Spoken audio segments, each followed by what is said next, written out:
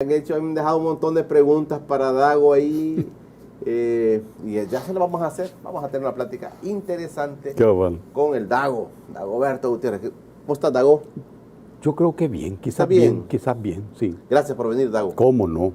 ¿Cómo no? Ahí la gente te está esperando, así es que puedes saludarlos ahorita. Está bien, qué bueno. Lo mejor de las conversaciones son siempre las preguntas. Y la mejor de las respuestas son aquellas que dejan en la puerta otra pregunta. Celebramos el 10 de mayo, el Día de las Madres. Y aprovecho para enviar un saludo a la niña Angelita Romero, en Ciudad Arce, en el barrio La Esperanza. Muchas felicidades, niña Angelita. A mi hermana Rosita, aquí en San Salvador, un abrazo, que todo te salga bien. Y a la niña Esperancita de Rodríguez, en Ciudad Delgado, la mejor salud, ni Esperancita. Esperamos que la salud de la diputada Rebeca Santos se haya recuperado bien y que Rebeca está dedicada ya a su trabajo en la Asamblea Legislativa. Un abrazo y que todo te salga bien. Este es un libro que contiene 33 poemas de Sandra Gutiérrez, una poetisa de Santana. Son poemas que tienen que ver con la vida de los seres humanos, sobre todo con las sensaciones y las emociones de las mujeres.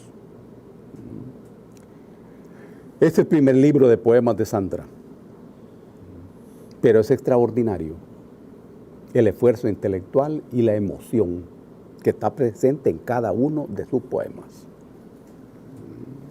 Un saludo a Yuri Romero, allá en Los Ángeles, que esté bien de salud y trabajando muy bien.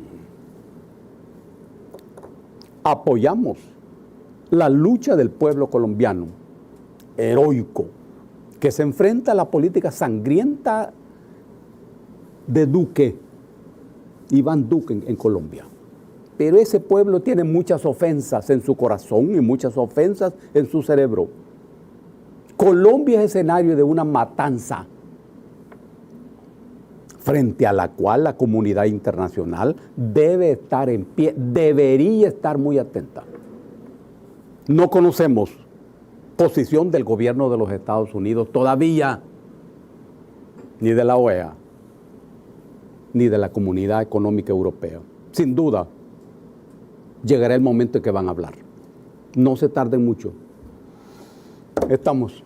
Mira, Dago, fíjate que amanecí pensando, viendo esos grandes bombardeos en Israel y Palestina.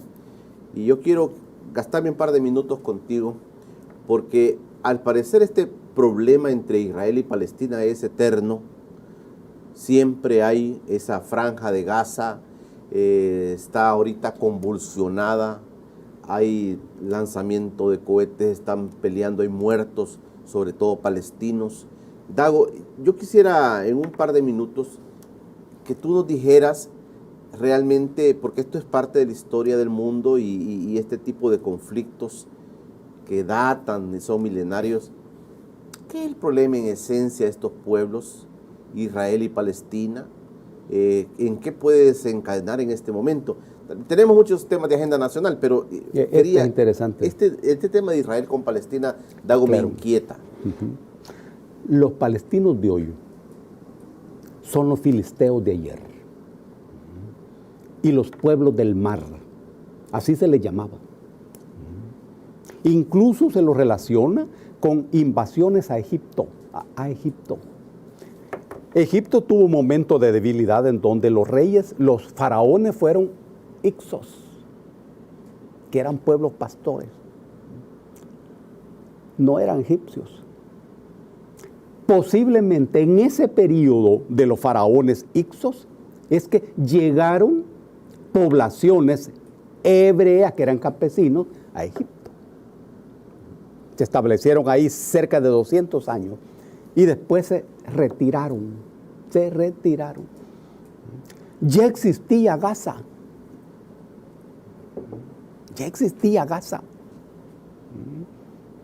Gaza existe antes que el Estado de Israel. mucho antes. El Estado de Israel aparece allá por 1948.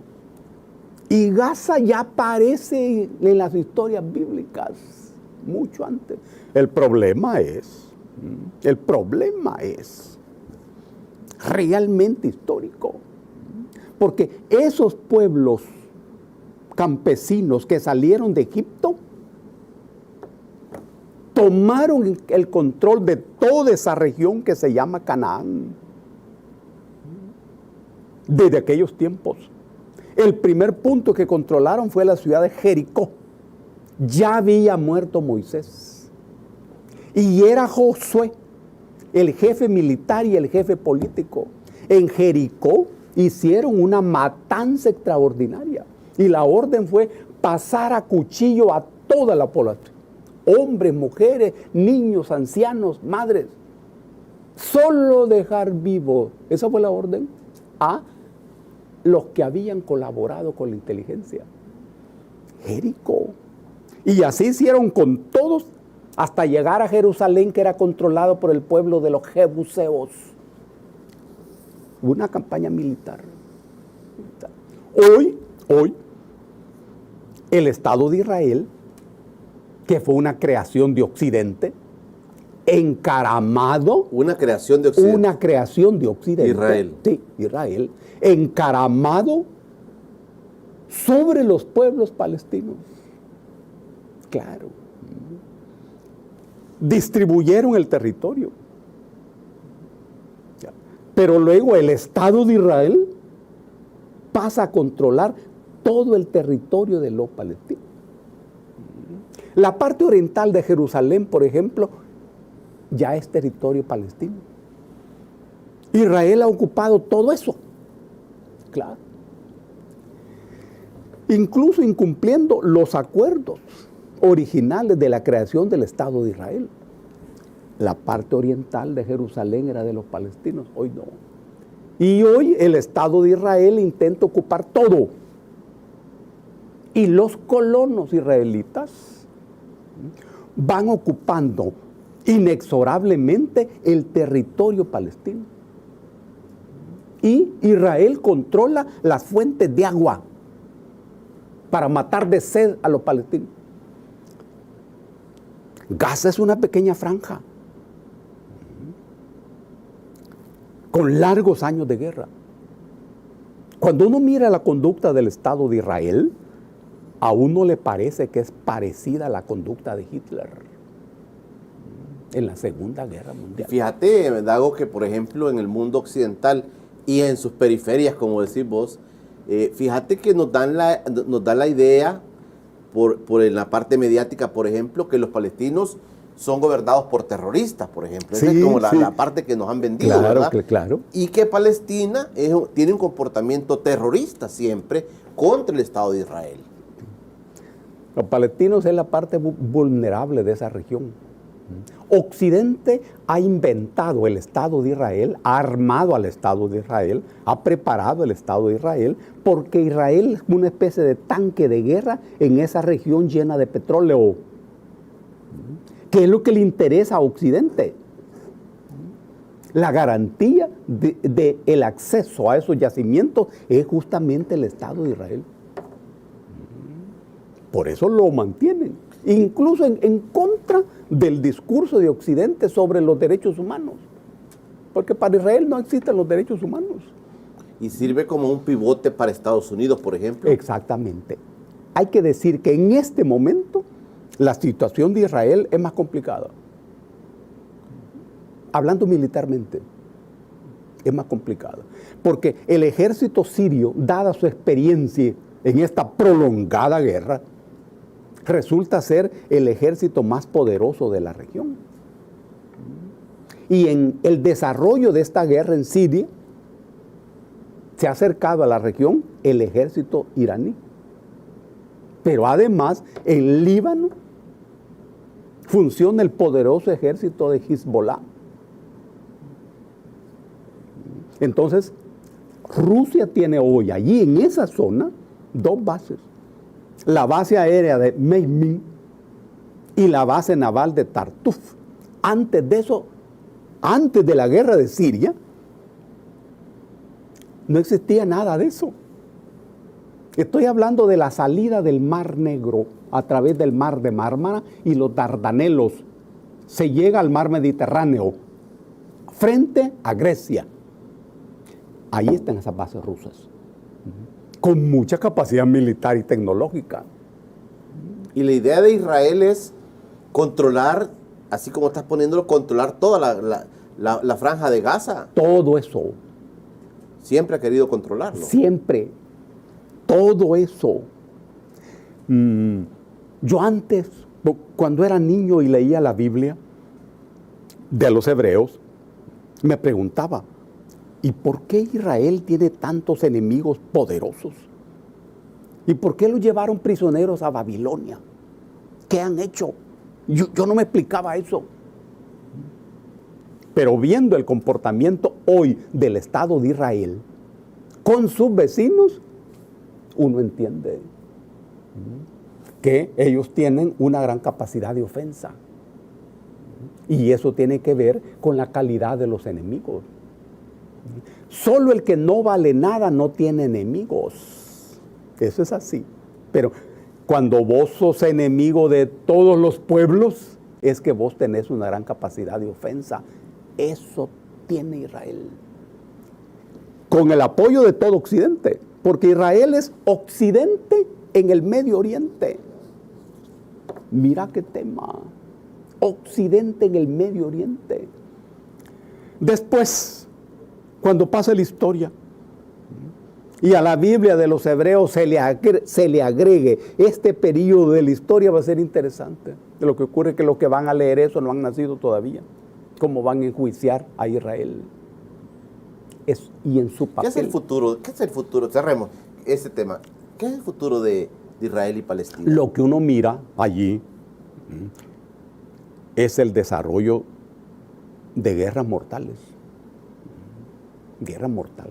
Lo que está en juego es el conjunto de riquezas de toda la región. En momentos en que Estados Unidos necesita de eso.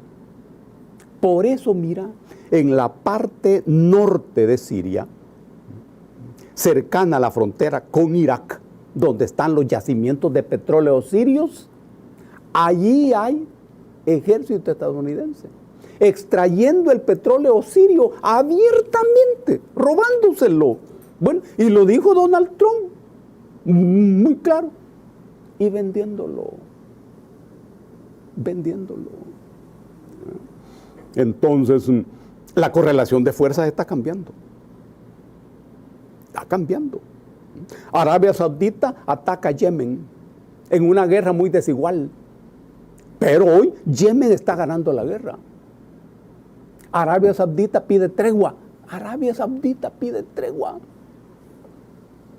Y Yemen le dice que no.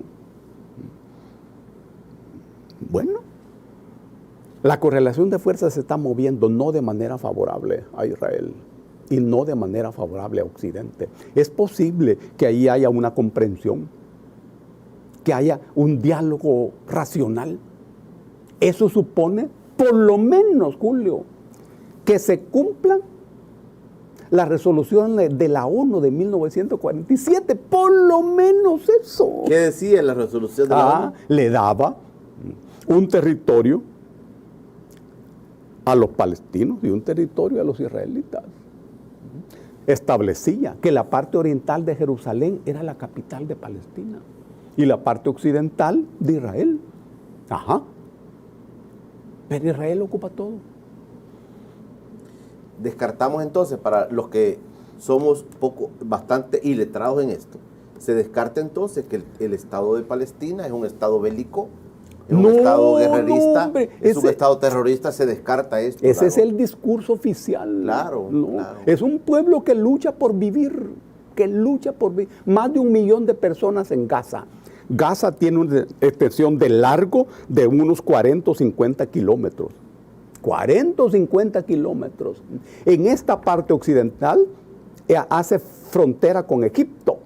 Y ahí está el paso de Rafah, así se llama, donde hay intercambio comercial con Egipto. Y la extensión, el ancho son unos 10 kilómetros, ponele. Ahí viven más de 1,5 millones de personas. ¿Qué? Pero Israel no permite la pesca. Israel ocupa los mares, las costas de Palestina, no permite la pesca. Israel no permite que lleguen barcos de solidaridad con medicinas, con comidas para Palestina. No permite que lleven ahí medicinas, vitaminas. No lo permite. Okay. Quieren matarlos. Lo mismo hizo Hitler. Hay que comparar a Israel con Es increíble. el momento de Hitler. Increíble. Okay. Gracias, Dago. Sí. Gracias, Dago, por esta franja cultural con Dagoberto. Vamos a hacer una pausa. Cuando regresemos, revisamos la agenda nacional. El delegado del presidente Joe Biden está en el país. Se reunió con el presidente Bukele, dicen anoche. La Secretaría de Prensa de la Presidencia dijo que se había reunido, luego quitó el post ese de decir que estaba en reunión, pero no se sabe qué temas abordaron. De eso voy a preguntarle a Dagoberto. El padre Juan Vicente Chopin me complicó un día de estos que vino por aquí, Dago, y dice, el padre Chopin decía en esencia, es que el tema de la república, decía él, de ese deriva la democracia, dijo. Pero de la democracia corre el peligro también, ¿no?, que pasemos a una monarquía. Lo puso así el padre Chopin. La democracia que le da poder, estamos hablando de El Salvador, le da poder a alguien que hoy copa todo el Estado, y entonces eso se puede convertir en una monarquía. Ese es el chile que le vamos a poner esta mañana, Dagoberto. Ya regresamos, quédese con nosotros. Así vamos a comenzar esta mañana. Está bien, sí. Es gracias a Cable de Color, el internet de fibra óptica más rápido de El Salvador. No nos creas, compruébalo. Dagoberto Gutiérrez, mi invitado esta mañana de miércoles. Saludos para Pedro Morales, para Miriam Palacio, para Angélica Blanco, para Ricardo Figueroa, que están en sintonía. También quiero saludar, aquí hay varios saludos ya. Victoria Camil dice, saludo don Dago. Gypsy Paz, grande maestro, lo veo desde Richmond, Virginia. Mi gente de la diáspora, espero hayan llenado el tanque de carro de gas. Aquí no hay servicio de gasolineras, ahí en Estados Unidos hay problemas de gasolinera. Un país digno es el que le da educación, salud y trabajo a los ciudadanos. Dios bendiga a Israel, dice Carlos Avelar. Solo existen, dice, 4 personas en todo El Salvador que pudieran hablar del tema de Israel y Palestina. El doctor Armando Bukele, Menalago, Dagoberto Gutiérrez y el padre Chopin. Carlos Escobar dice, no se preocupe, Dago, el petróleo tiene sus días contados. Juan Barahona dice, buenos días, saludos don Julio y saludos a don Dago, mente brillante. Daniel Ágreda dice, el antiguo comunista, historiador dialéctico que cambió sus principios y valores de manera sorpresiva, te están diciendo, mira, Dagoberto Gutiérrez por mucho el mejor analista político salvadoreño. Ahí están saludándote. Y mucha gente conectada también en este momento. Dago, yo te planteaba un poquito este problema, que yo creo que todo esto es una escuela que estamos viviendo, Dago, lo veo así. Muy bien. Una escuela, algunas personas se fanatizan mucho con estos temas políticos que estamos viviendo, pero yo le decía a algunos académicos, amigos míos, que esta es una escuela donde tenemos que aprender lo que es lo que pasa. El padre Chopin, te decía, me complicó un poco el pensamiento y decía, es que el tema de la república, Julio, o sea, el equilibrio de los poderes judicial, legislativo, ejecutivo, pues deriva en una democracia, la democracia que todos conocemos, ¿verdad? Que la gente participa, la gente puede optar a elegir, pero también esto puede provocar, como en el caso de El Salvador, decía el padre Chopin, que caigamos en problemas como el que se está viviendo, donde el presidente Bukele se ha apoderado ahora casi y ha copado el órgano judicial, ha puesto su propio equipo, el fiscal tiene su asamblea legislativa y tiene el ejecutivo. Entonces dice, eso puede derivar en una monarquía. Tal vez nos ayudas a entender esta parte que puede ser teórica, pero también en la práctica se vive, Dago. Sí, seguro. Y es que la teoría consiste en la explicación de los hechos. La teoría no es una reflexión en las nubes, sino que parte y culmina en los hechos mismos. Y los hechos es aquello que todos miramos, aquello que todos miramos. Esos son los hechos. Y como vos muy bien decís, esta es una escuela. Es una escuela. Y es una escuela así como era la escuela en las comunidades primitivas, en donde no había ni un profesor ni un alumno, sino que la enseñanza era universal y simultánea. El niño y la niña a los 7 años ya tenían capacidad para sobrevivir y parecerse cada vez más a los adultos. Ya sabían cazar, pescar, defenderse de los peligros a los 7 años. Estoy hablando de la comunidad primitiva o gentilicia. Ahí había ese tipo de educación, sin profesor y sin alumnos. Había religión, pero no había Dios. Todavía no. Bueno, entonces esa es la escuela. Nosotros no tenemos a nadie que nos esté explicando qué es lo que está ocurriendo. Claro. ¿No? Claro. No hay ninguna materia que diga realidad política del país, no. Pero lo que uno se da cuenta es que hay una serie de hechos que están ocurriendo. Y eso le llamamos nosotros lo que pasa. ¿Qué es lo que pasa? ¿Y qué es lo que está pasando? A mí me parece que el punto central es lo relacionado con el Estado. Y el problema con el Estado es que no lo miramos. Nosotros miramos al gobierno. Al gobierno. Y todo lo que está ocurriendo en este momento tiene que ver con el gobierno. Pero el gobierno es la parte más dinámica del Estado.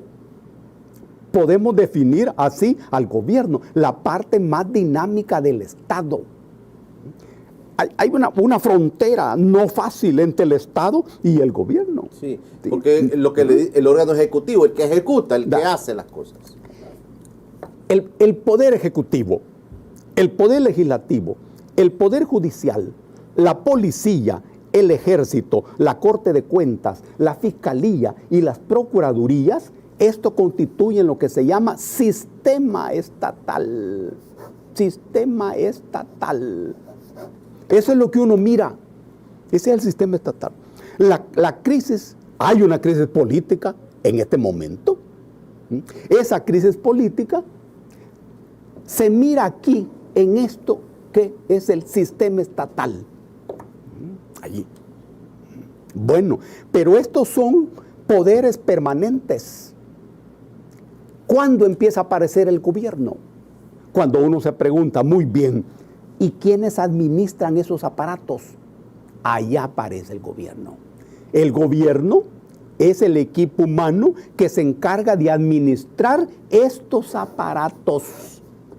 Ese equipo humano cambia periódicamente. Cambia cada 5 años. Y constituye el gobierno que administra todo esto.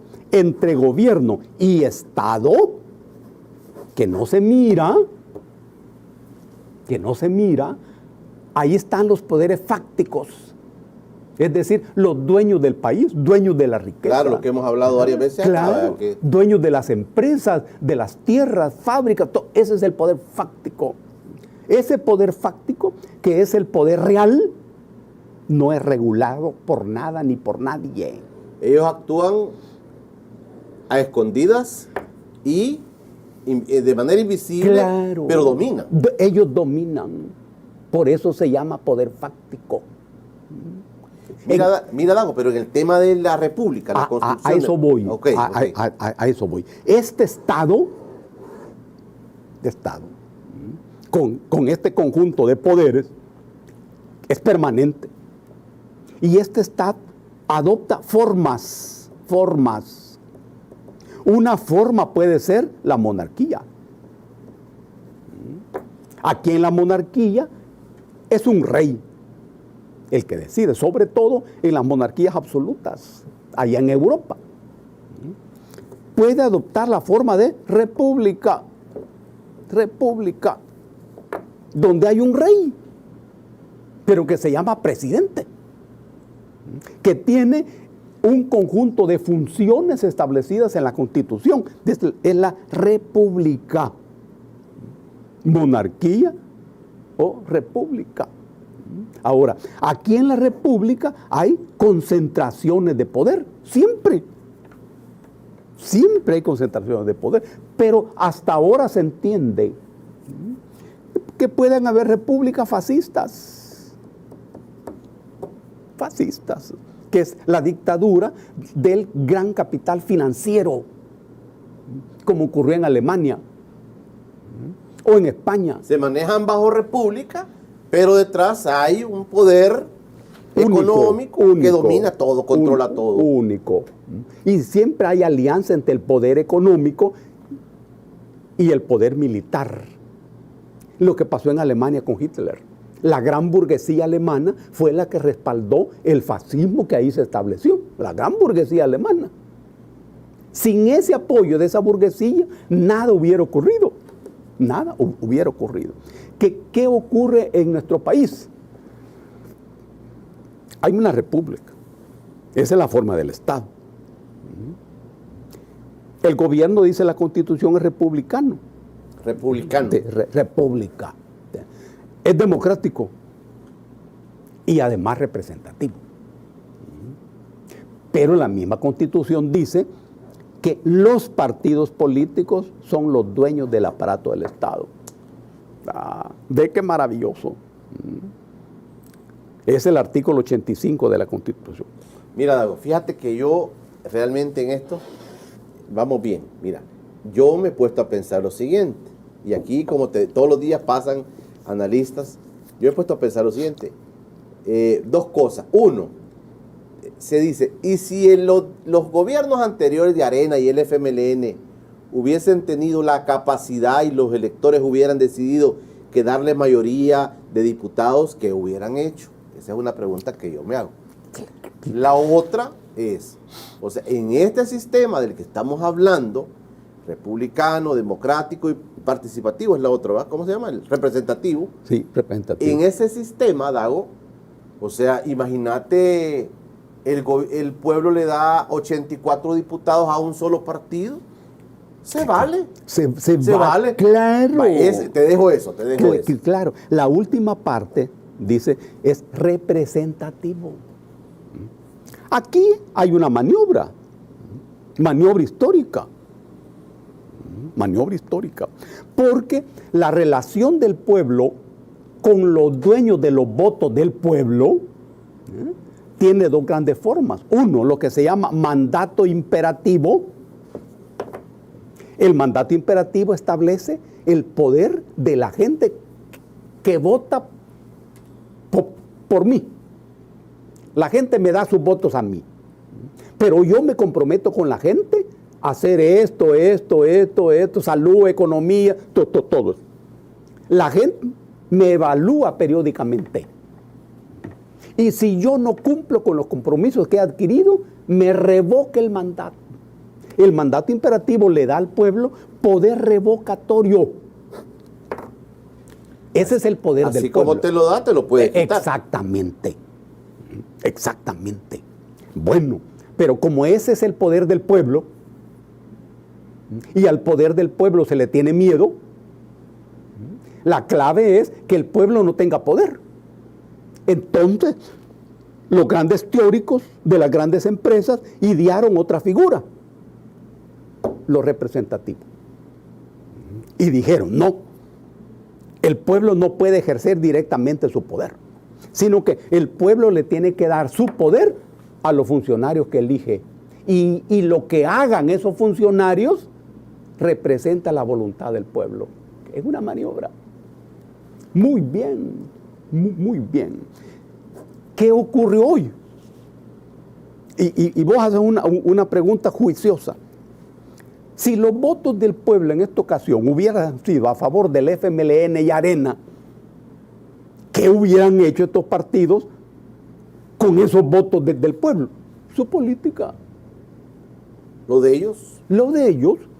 ¿Y qué es lo de ellos? El neoliberalismo. ¿Y cuál fue el argumento para aplicar el neoliberalismo? Que es el reino del mercado total.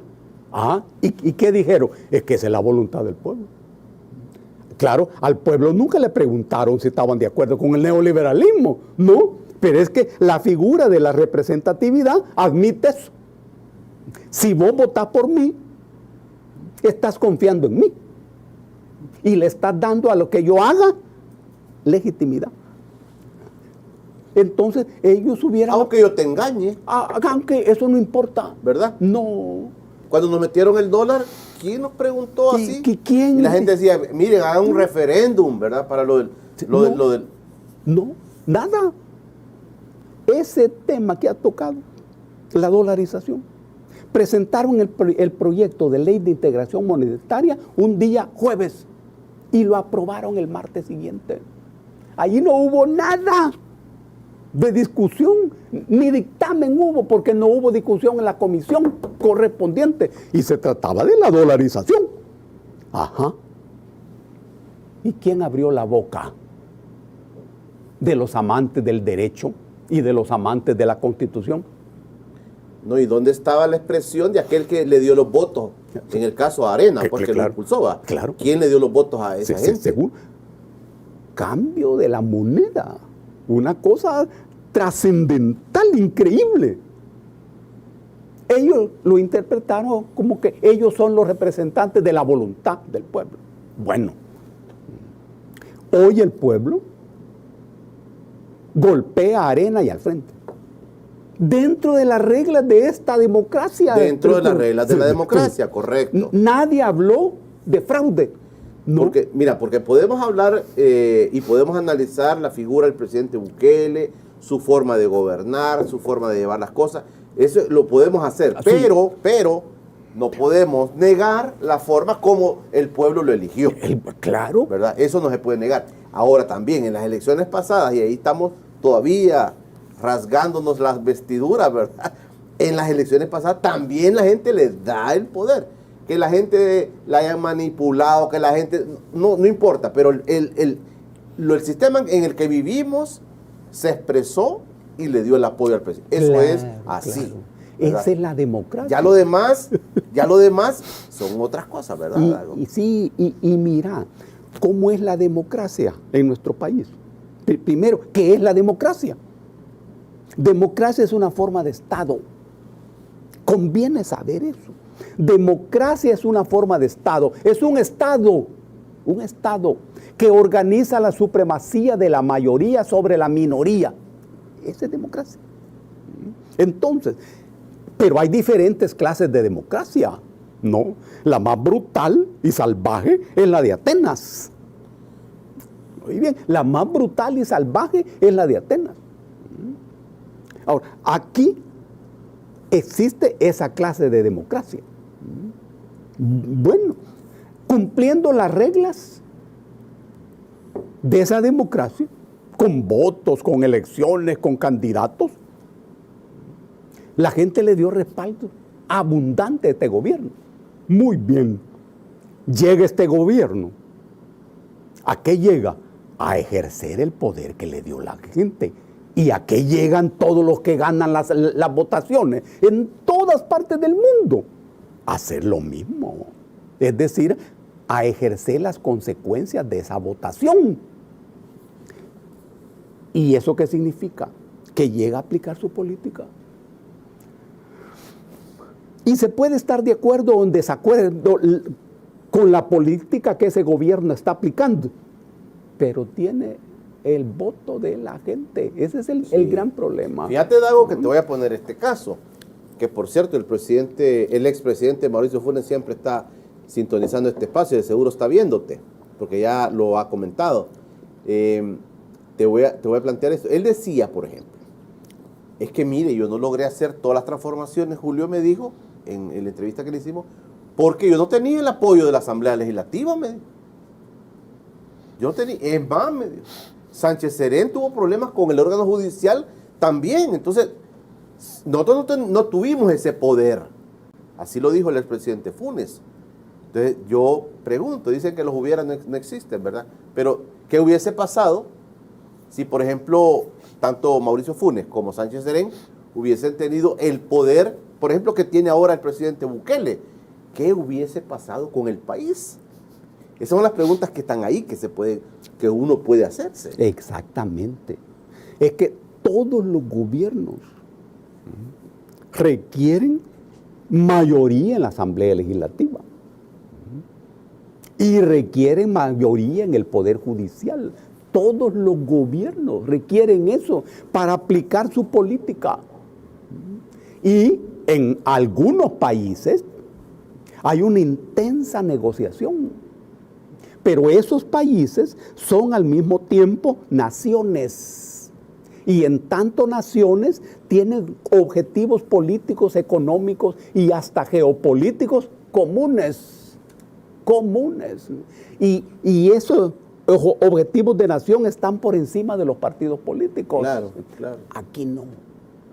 Nosotros no somos nación. No. Y entonces cada partido político y cada grupo llega a despedazar al que se fue. Al que se fue. Y a imponer su propia política, su economía, su educación. Ese es el punto. Entonces, cada gobierno que llega para hacer algo, independientemente que su política sea buena o salvaje, necesita esa correlación de fuerza que le permita hacer algo. Esa es la tragedia de nosotros.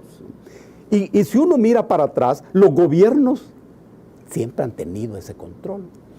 ¿Quién ignora que hasta hace poco las resoluciones de la Sala de lo Constitucional se discutían en Casa Presidencial? Y antes de establecer eso como definitivo, lo hablaban con el presidente. Ahora, ¿eso está en la Constitución? No. ¿En alguna ley? No. Ese es el ejercicio del poder. Aquí. ¿Qué ocurre hoy? ¿Qué busca el gobierno? Que la Asamblea Legislativa trabaje sinfónicamente con el Ejecutivo. Pero también la primera acción que toma la Asamblea Legislativa ya del presidente Bukele es... Claro. Al órgano judicial también darle con todo. Que el Poder Judicial... ¿Y esto, Dago? Ah. La gente está esperando qué pensás de esto, Dago. ¿Cómo no? Es así la cosa, de que vaya a llegar y bueno, mire, si el órgano judicial va a ser obstáculo, démosle. Y se van todos, dijo el presidente. ¿Cómo no? ¿No te suena a monarquía, eh? No, ¿lo puede hacer eso el Ejecutivo? Sí. Lo puede hacer. Lo puede hacer. Para empezar, esas son las funciones que tiene la Asamblea Legislativa. Puede destituir. Y aquí el problema no es jurídico. No. Y en realidad no tiene que ver con la Constitución. Tiene que ver con el ejercicio del poder. El poder. Y el poder político. Hay diferentes clases de poderes. Intelectual, espiritual, cultural, económico, etc. Pero aquí estamos hablando del poder político. ¿Por qué no es jurídico? Porque yo puedo tener una opinión jurídica sobre el tema. Sí, pero el otro tiene otra opinión y otra posición. Por eso no es jurídico. Pero además, no lo es porque la Constitución contiene un conjunto de reglas del juego. Pero no contiene el juego. El juego se desarrolla en la sociedad misma. Y llamamos juego al conjunto de condiciones económicas, políticas, hasta militares, deportivas, que definen la sociedad humana en que vivimos. Todos somos jugadores de un juego que no conocemos y que no nos damos cuenta que somos jugadores. Muy bien. ¿Qué ha ocurrido en la sociedad salvadoreña? Este juego ha cambiado. Mira, Dago, ¿no te da miedo ese poder que tiene la Asamblea Legislativa gobernada por el presidente Bukele? ¿No te da miedo? Es que siempre ha sido así. No te da miedo. No. Pero antes te daba miedo. No. Tú me dijiste aquí que no era conveniente, me dijiste tú, que Nuevas Ideas tuviera todo el poder en la Asamblea. Tú me lo dijiste. Esa es otra cosa. Pero lo tiene. Sí, esa es otra cosa. Pero ¿eso produce miedo? No. Y además... No, pero me dijiste que no era conveniente, me dijiste. Sí, cómo no. Hay que saber que la realidad se va moviendo y se va cambiando. si yo te dije eso hace 6 meses después, la cosa es diferente. Y cuando cambia la realidad, cambia la opinión sobre la realidad. Cambia la opinión sobre la realidad. Y ahora tenemos una realidad mucho más compleja que la que había hace 6 meses. Es más, Julio.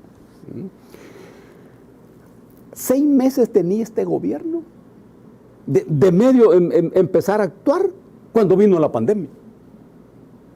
Y la pandemia construyó otra realidad. No solo en el terreno de la salud, sino en el terreno político.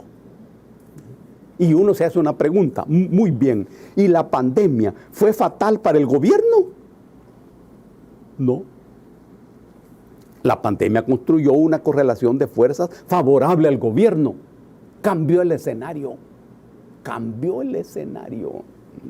Y hoy, con 2 años de gobierno, este equipo, dueño del Poder Ejecutivo, tiene más capital político que no tiene que ver con su gestión gubernamental total, sino con su gestión en el terreno de la pandemia. Es decir, que uno piensa que la pandemia favoreció políticamente al gobierno y lo está favoreciendo.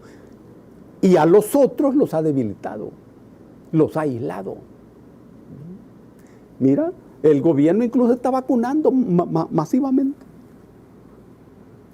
de manera muy superior a Guatemala y a Honduras. Ese cambio es el que uno registra. Los chinos le están salvándola.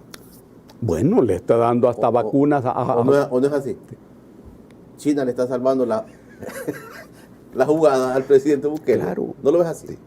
Y sí, le está ayudando tremendamente. ¿Ah? Y los Estados Unidos no tienen vacunas para sus amigos. ¿No tienen vacunas? No tienen vacunas. Pero aquí anda el delegado de Estados Unidos.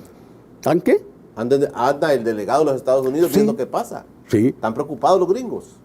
Y tienes razón. Yo estaría muy preocupado. Si fuera gringo del gobierno, estaría muy preocupado. Muy preocupado. Y estaría hablando con bastantes sectores. Y estaría tratando de aprender qué es lo que pasa aquí. ¿No deberían estar preocupados los gringos del gobierno? Esa es otra cosa.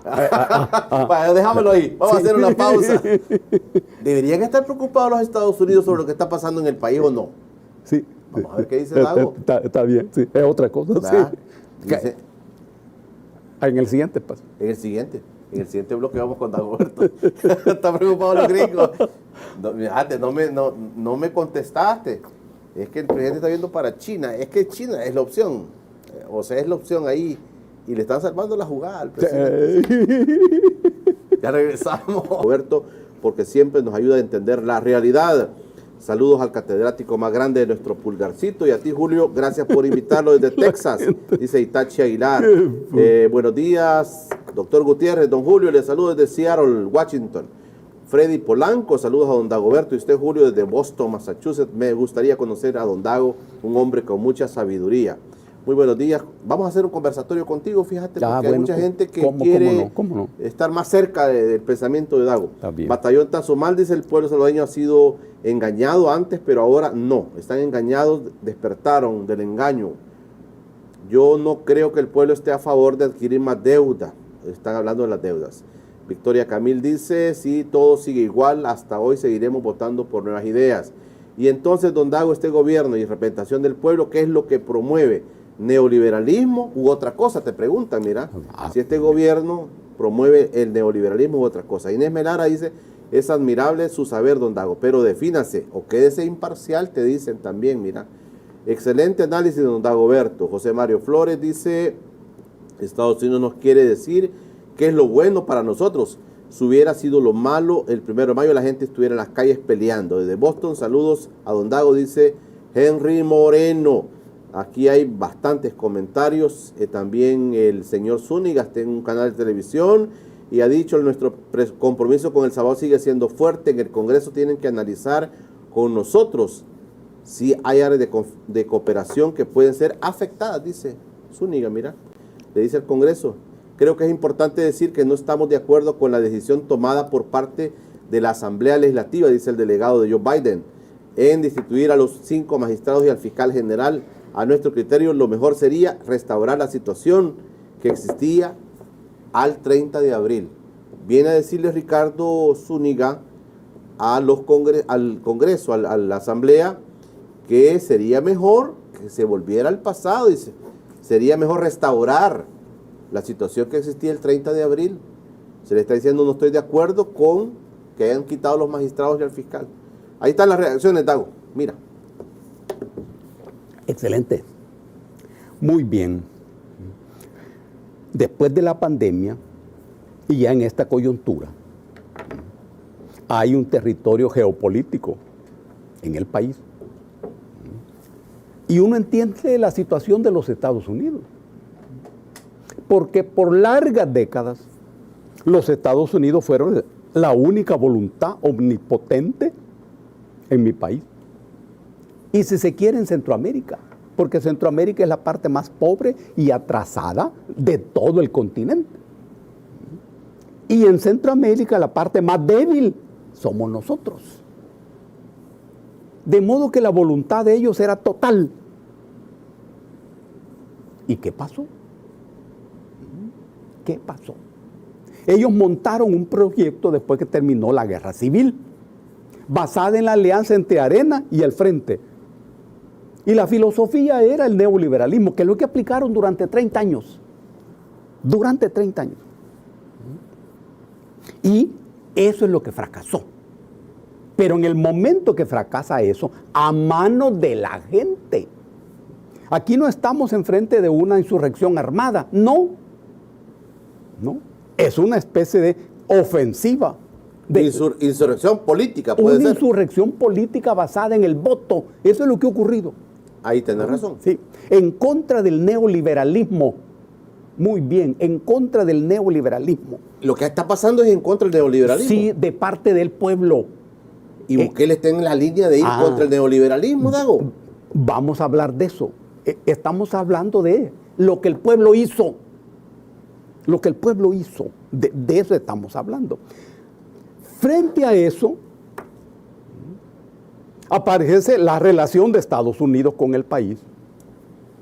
Pero Estados Unidos hoy es un imperio en decadencia, que ni tiene la capacidad científica y el control científico que tenía antes sobre el mundo, ni la capacidad económica. El dólar, que fue el recurso que ellos usaron para controlar el planeta, no está en buenos momentos. Bueno, ¿y qué ocurre? En este pequeño país de 20,000 kilómetros cuadrados, ¿Estados Unidos puede proporcionar al país vacunas que se necesitan? No. ¿Puede proporcionar ayuda financiera? No. Y somos amigos de los Estados Unidos, claro.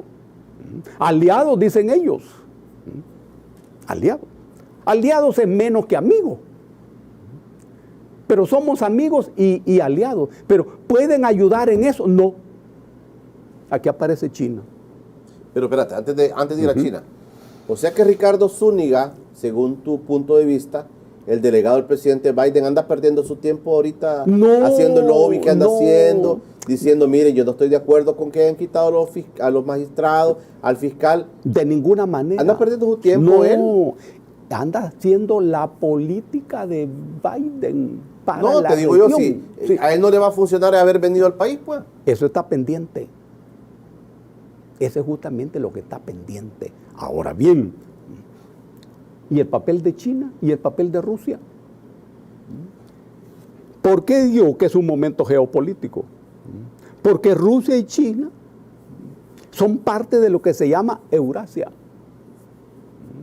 que es el otro gran poder que se levanta en el planeta y que establece las condiciones para un mundo multipolar.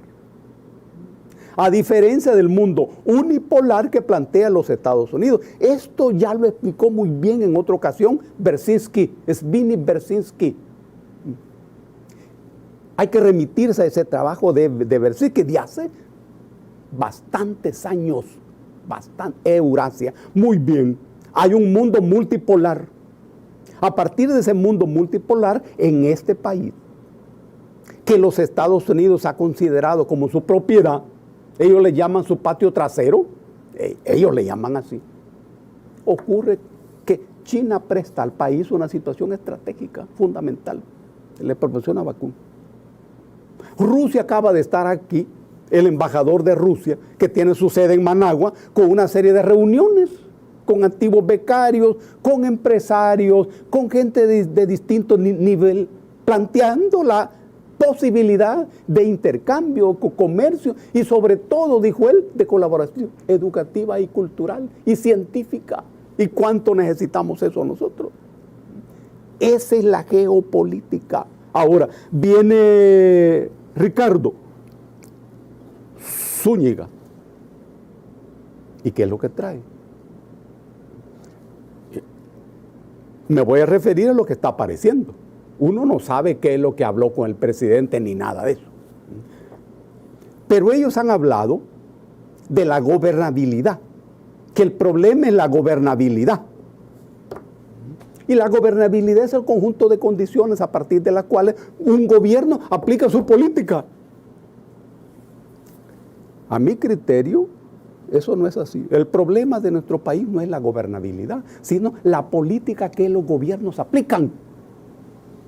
Y la derrota que han tenido es justamente el rechazo del pueblo a esa política. Es el neoliberalismo. Y la gente tiene razón cuando pregunta, ¿y Bukele es neoliberal o está contra el neoliberalismo?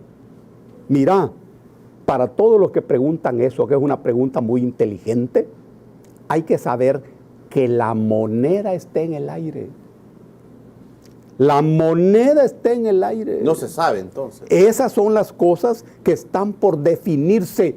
Y el pueblo, que es la víctima del neoliberalismo, debe estar muy atento a esto. Porque el gobierno debe definirse en esos temas, en esos aspectos. Mira, Dago, pasó que un día de esto salió una foto de don Roberto Crit, uno de los prominentes oligarcas de este país, y el diario El Salvador lo promovió y cerca del presidente Bukele. Claro. Y ahí dice la gente, dice, No. ya la oligarquía ya está con el presidente Bukele. La gente del gobierno, ministros, diputados y alcaldes deben de saber muy bien que el pueblo no les ha dado ningún cheque en blanco. El pueblo les ha dado ese poder. Uno, para que construyan la relación de fuerza necesaria para hacer las transformaciones que la sociedad necesita. Yo digo... Y que no vemos todavía, has no, dicho tú siempre. Y que está pendiente. Que no vemos transformaciones. No se mira todavía esa transformación. Es que el sentir que yo, dueño del Ejecutivo, tenga dirección del Legislativo y del Ejecutivo es para poder hacer así las transformaciones. Ahora, si esas transformaciones que han de ser las que el pueblo necesita no aparecen, han de saber que de la misma forma en que el pueblo les dio el apoyo, se lo va a retirar. Mira, Dago, ayer me llamó la atención y me acordé de vos, que has sido un ambientalista de siempre, que la asamblea, esta nueva asamblea, apartó el tema de la ley del agua. Maravilloso. ¿Viste eso? Sí, maravilloso. El pueblo muy atento a esto, como dijimos desde un principio, es una impresionante escuela política. Y yo voy a evaluar el gobierno por lo que hace en beneficio o en contra de la gente. Y lo que hace en beneficio o en contra del gran capital. Es que aquí no se puede ver las cosas de otro modo. Un gobierno no puede estar bien con los de abajo y al mismo tiempo estar bien con los de arriba. Eso no se puede en ninguna parte. Porque fíjate que ya comentaron aquí en este espacio, dice, mire, si ya vieron a Roberto Crit cerquita del presidente Bukele, entonces la ley del agua no va, la va a privatizar porque los oligarcas andan detrás del agua. Así están Correcto. Esa es la inteligencia del pueblo a la que siempre se debe defender y aplicar. Cuando la gente dice así, tiene razón, total razón. Y los que están en el gobierno deben de saber que solo tienen dos caminos. Uno, o profundizan el proceso. ¿Y qué es profundizar el proceso? Legislar y trabajar para la gente. O se estancan y negocian. Y eso será la derrota para todos ustedes. Pero además la humillación más grande. Miren lo que está pidiendo el enviado de los Estados Unidos.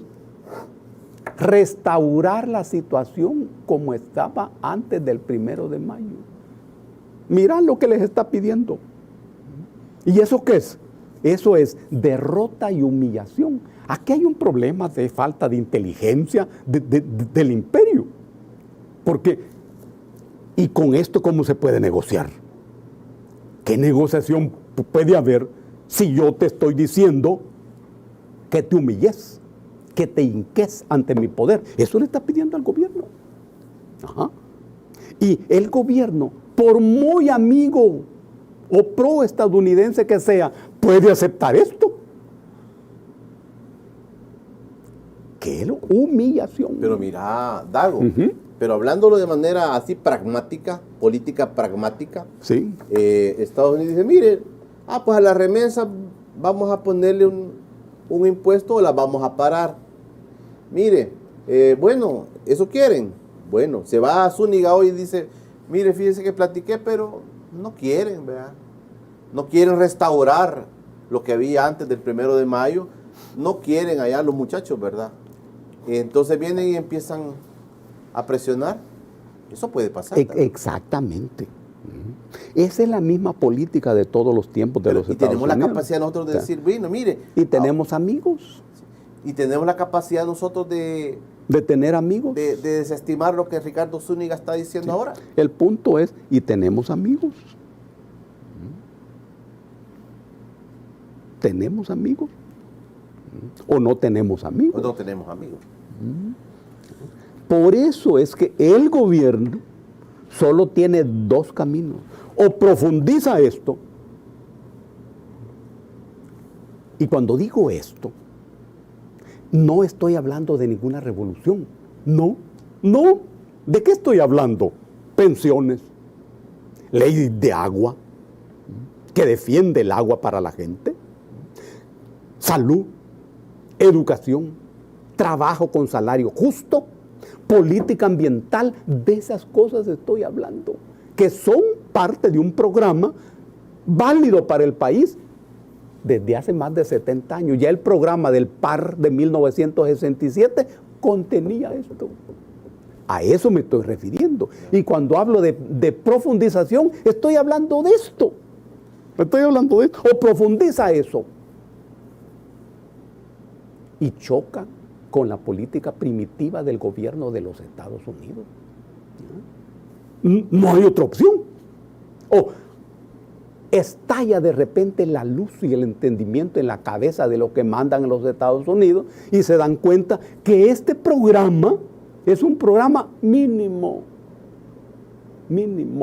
que es además el recurso para evitar que en nuestro país ocurran otros acontecimientos.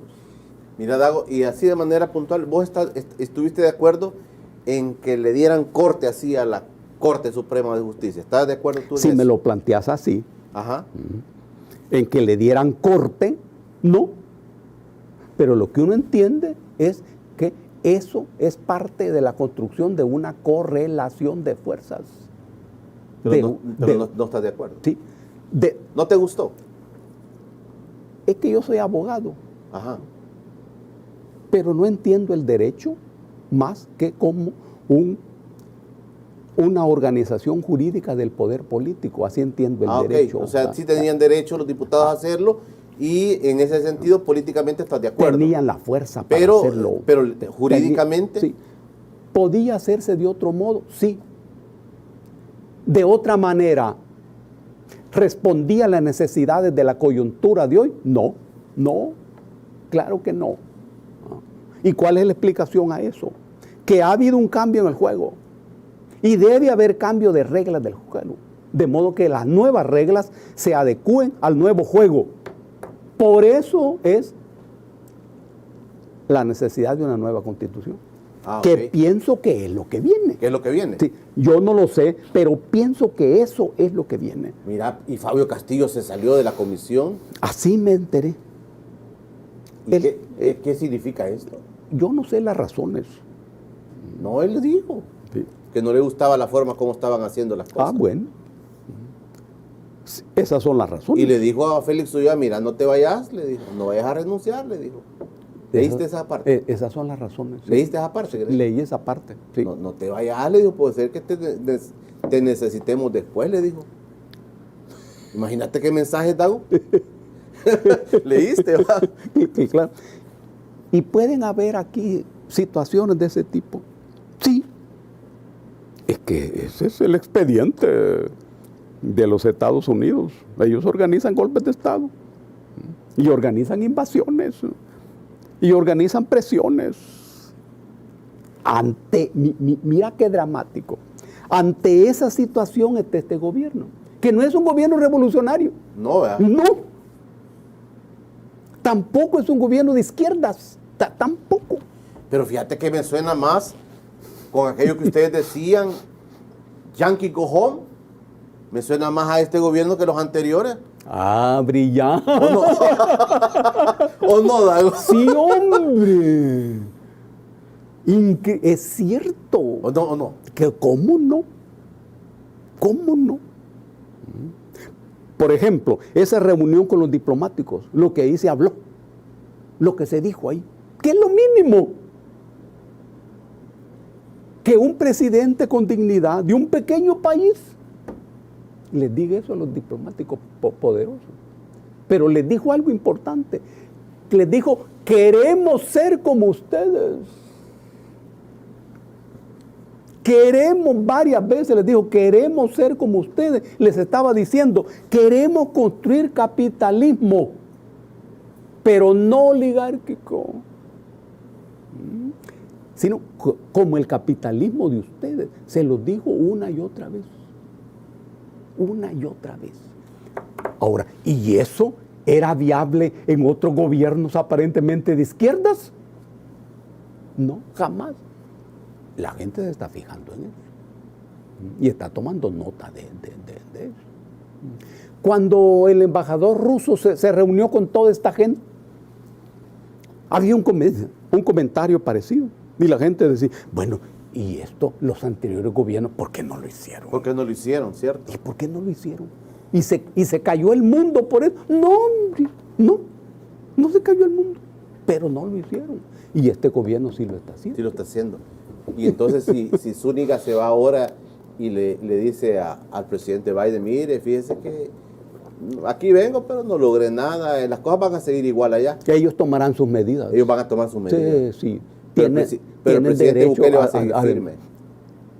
Tienen derecho, además. Son gente muy inteligente. Yo cuando escucho a Ricardo, hoy lo escuché un rato, me parece muy inteligente y que sabe a lo que viene, a lo que lo han mandado. Muy inteligente. Pero no va a lograr mucho. Pero uno no sabe qué es lo que va a lograr. No se sabe, va. No, la moneda está en el aire. La moneda está en el aire. Por favor, no olviden esto. La moneda está en el aire. Y el pueblo debe estar preparado, ya sea para que esto se profundice, para apoyar, para respaldar, o para que esto se estanque. Y el pueblo debe estar preparado para luchar por las transformaciones que se necesitan. Aquí no se ha dado ningún cheque en blanco. Y digo esto porque el gobierno lo sabe muy bien, para los diputados y para los alcaldes. Ok, Sí. Ok, Dago, gracias. Ya no te pregunté que el 1 de mayo te vimos desfilando en Capres. ¿Seguro? Ibas con los sindicatos, dijeron ahí. Iba con los sindicatos. Ya no logré preguntarte de eso. Sí, fue una cosa extraordinaria. Pero te vimos ahí desfilando. Sí, era el Día Internacional del Trabajo. Pero fue positivo. Positivo. Ok. Se presentó un pliego de peticiones, que es un documento político muy Ok. importante. Ok. Sí. Un día vamos a platicar, vamos a seguir platicando de esto, Dago. Quiero no? agradecerte. ¿Cómo no? Ahí está la gente saludando, despedite de la gente. Un abrazo para todos y para todas. Nuestra patria está atravesando un momento muy caliente. Nunca habíamos tenido una coyuntura cuando el mundo está cambiando. Y el imperio que siempre ha tenido control sobre nosotros no tiene recursos hoy para influir, pero tiene fuerzas. Eso sí, fuerzas, como la fuerza que tiene León. Pero hay que buscar amigos en este mundo. Bueno, Dago, gracias por haber estado con nosotros esta mañana de miércoles. Interesante. El delegado del presidente Biden está en el país y ha dicho restauren lo que había antes del 1 de mayo. Y si no, se va a ir con el mensaje de que no se pudo, ¿verdad? Va a ir a Estados Unidos así. Hemos analizado esa parte hoy con nuestro buen amigo Dagoberto Gutiérrez. Gracias por su preferencia. Dice Chamba Cárcamo, que está con nosotros acá, dice que estaban conectados muchísima gente. Gracias por estar con nosotros. Mañana viene el alcalde de Mexicano, Saúl Meléndez, a platicar conmigo. Vamos a hablar sobre cómo le ha ido. Hay proyectos, pero también hay denuncias. Vamos a platicar con Saulito mañana, alcalde de Mexicanos, de Nuevas Ideas. Mañana no se lo pierda. Por hoy es todo. Pasen.